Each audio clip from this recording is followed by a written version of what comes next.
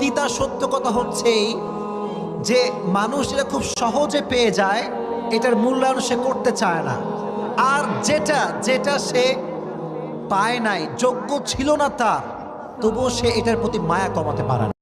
شرابا إلا حميما وغساقا জান্নাত জাহান্নামে কোনো আরাম নাই, স্বস্তির কোনো জায়গা নাই, খাবারের কিছু নাই, শুধু থাকবে হামিম আর গাসসাক। জাহান্নামীরা ওইটাই খেতে শুরু করবে।